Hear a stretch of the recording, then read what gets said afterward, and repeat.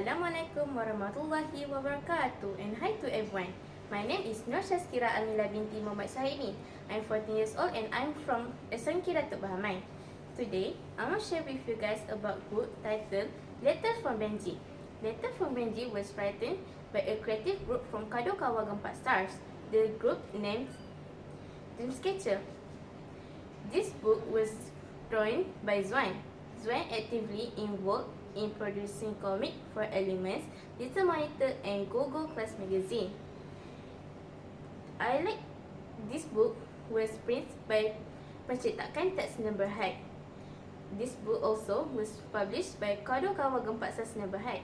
What I like about this book is the art style and the interesting storyline. It is worth to buy because of the price was only 12 ringgit. Another reason is the quality of the art style. As you can see, the cover of this comic is really detailed and looks realistic. This is why I prefer to read this book. Okay, let me tell you about the storyline. The story is about a boy named Benjy. He was an orphan as his family left him at orphanage since he was very young. He has a strange hobby. Every day he will send a letter to one address. He believes that the address of the address is his parent address.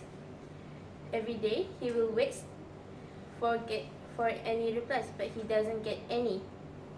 One day he give a letter to the postman. The postman noticed that he keeps sending a letter to the same address. The postman felt sympathy and wondered the reason behind of his action. So the postman decided to go to the address even though it was getting dark. The postman pedaled his bicycle to go to the address. As soon as he arrived at the location, the postman was surprised because the location of the address is location of an abandoned place. The postman went back to his home as soon as it rained.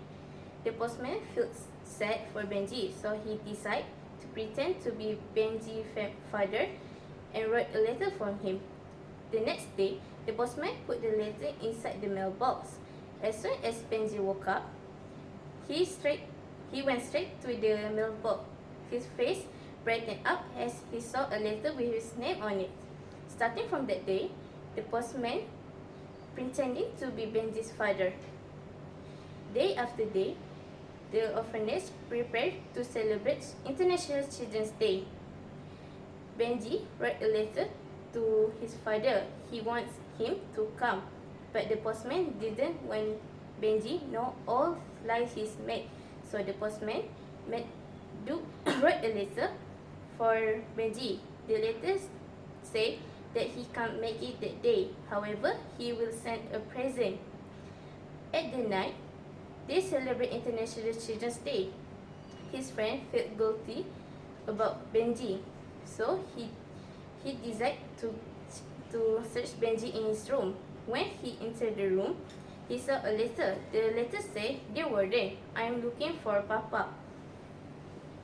His friends grabbed the letter and showed it to the warden.